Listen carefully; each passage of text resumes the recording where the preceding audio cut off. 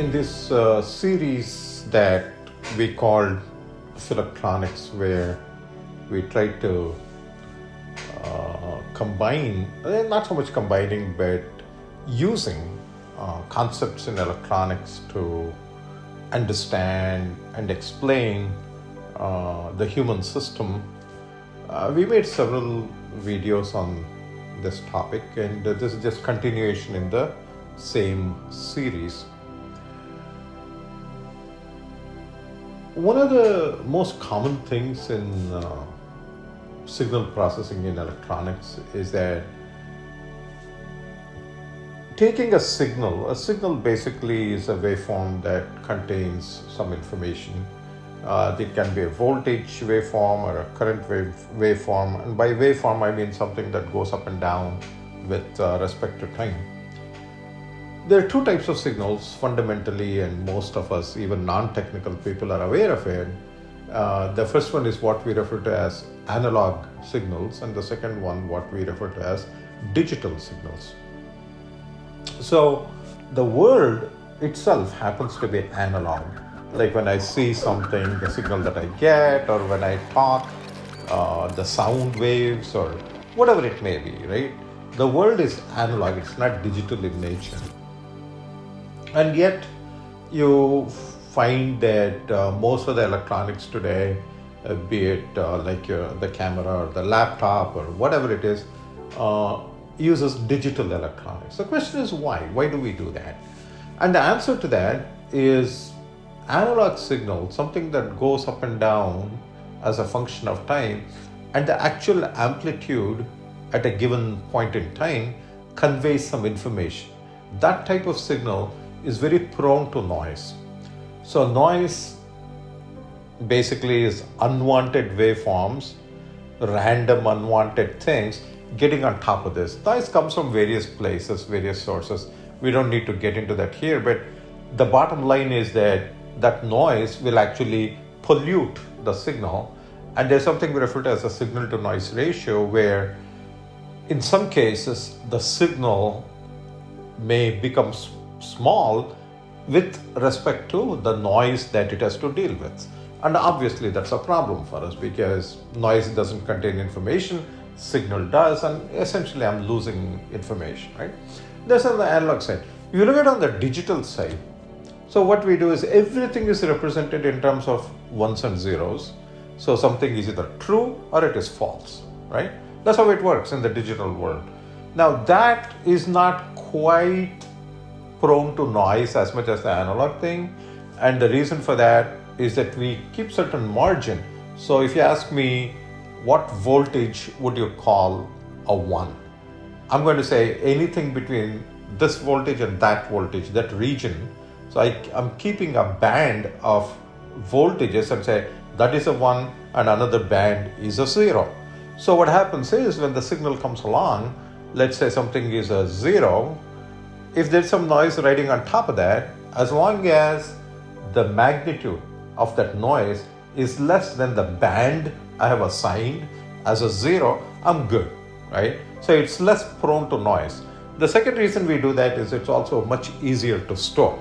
Like in your, again, a computer or something like that, digital information is much easier to store versus analog. And the reason for that, of course, is if you store an analog signal, any storage element leaks over time, so that information will actually shift, whereas the 1 and the 0 is not likely to change value that often. So it's much easier for me to store. So this is in general, that's about analog and digital signals in general.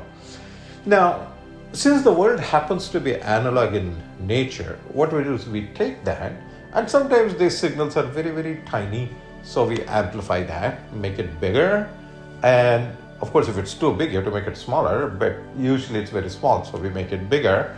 And we filter that. That is, we take away unwanted stuff, and after that, you have to take it through a circuit which we refer to as analog to digital converter. So as the name suggests, it takes an analog signal at the input, converts it into a digital signal at the output, so that I can take that digital signal, store it, process it, do whatever I want to do, right? But here's the problem. That converter that we refer to as an analog to digital converter, for it to do its job, it takes a certain amount of time, right? It takes us some duration of time. So this input cannot be changing while it's trying to do its job, because it'll get very confused. It'll say, what is the input? Because it keeps changing while it's doing its thing. That doesn't work. So what we do is we insert something in the middle, which we refer to as a sample and hold circuit. So what it does, it samples the analog signal and holds it there, keeps it there. Even if the input is changing a little bit, doesn't matter. That output of the sample and hold is kept at that value while the converter does its job, and after it's done with the thing, it tells the sample and hold that, hey, I'm done. So, okay, so it will reset that and it will sample the next value and so on. This is very common. There are different types of circuits that do all these things with their own advantages and disadvantages. But what has that got to do with me, right? So, do I function the same way? When you look at life in general, there's so many things we think is good, some things are bad. We make all these decisions, we come to these conclusions, and sometimes the data that we get conflicts with these conclusions that we have, that creates problem for us and so on. So I want to explain to you today how the human mental system works, right? So the data, the input signal in other words, it comes through our 5 sensory organs, right? It could be, like I've said this before so many times, Shabda, Rupa, Rasa, Gandha and Sparsha. So it can be sound, it can be sight, it can be smell and so on. So all the 5 sensory organs, it will take from the world, it will extract certain information, and that information, all of that comes to my manas or mind, right? So it comes to my mind. So the mind does several interesting things. It's sort of like a multifunctional thing, right? So one thing it does, it'll take all this information, it'll put more weightage to certain things. Like something you see is given very high weightage. You say, I saw it with my own eyes, as if that is more important than hearing with my own ears, right? Nobody will say, I smelt it with my own nose. Nobody says that. But people say very often, I saw it with my own eyes. Even in Sanskrita, we use the word sakshi, right? So seeing it yourself, right? So that is given certain weightage versus something else that you hear, right? However, whatever it is, those signals come in, those inputs come in, they're all analog in nature, by the way, and they're all meshed together, and you come up with this signal, so to speak, which contains some information. The question is, what happens to this information? Well, it turns out that the mind will amplify that, just like we did in the case of electronics. It'll make it bigger, usually. After it makes it bigger, one thing it does, it also works as the sample and hold. It has the ability to hold on to that.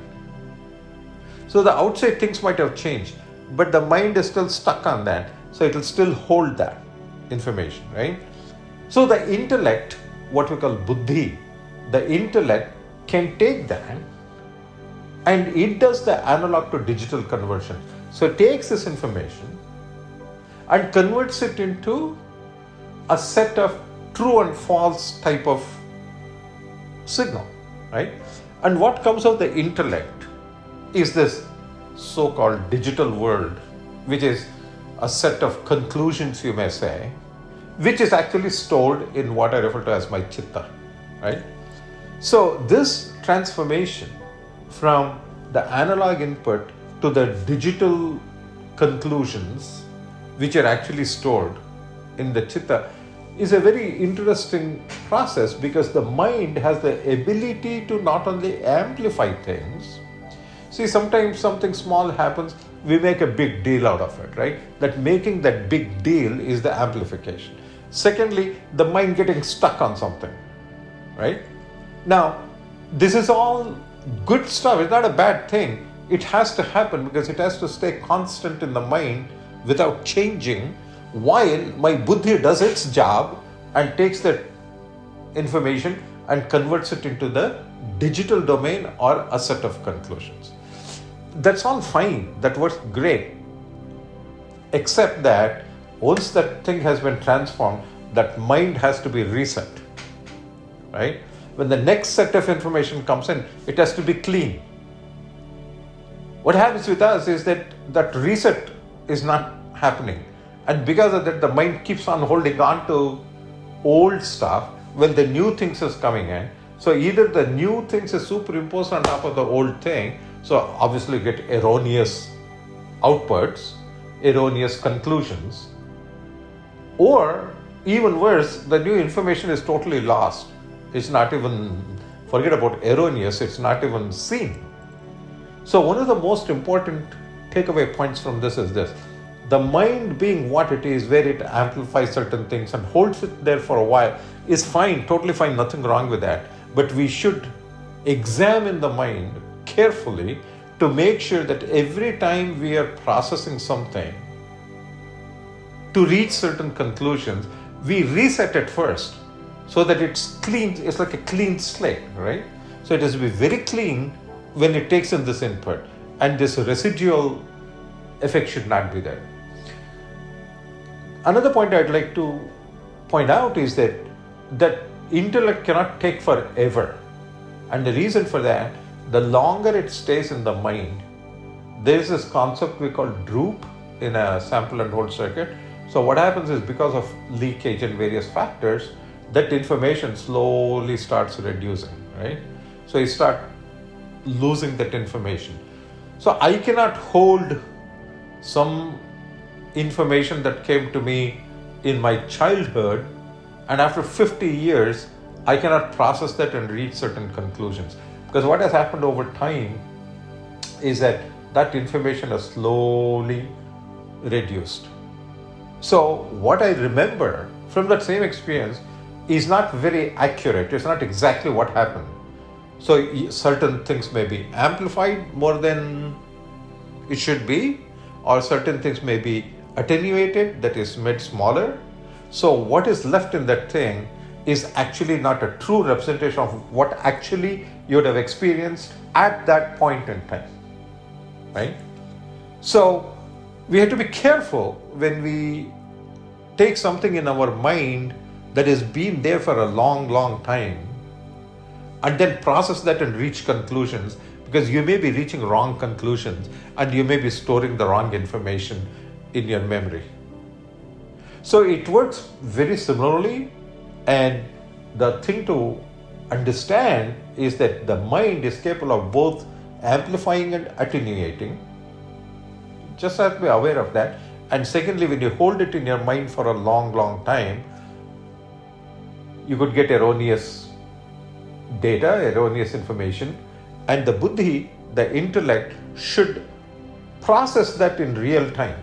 Process it in real time, reach the conclusion, store it, and not change that. And every time we are processing something, we need to clean the slate. The mind has to be clean, right? Our wise ones have told us all the time, keep a clean mind, keep a clean mind. And the reason they said that was to wash it. Now, what does that mean? It means that take away all unnecessary old information before you process new information and reach certain conclusions. So you see that there is very beautiful parallels between the two things. And if I understand it, then I can not only use my mind and intellect to my benefit, but the conclusions that I reach, which is my anubhava, that's my experience, can be more accurate than otherwise.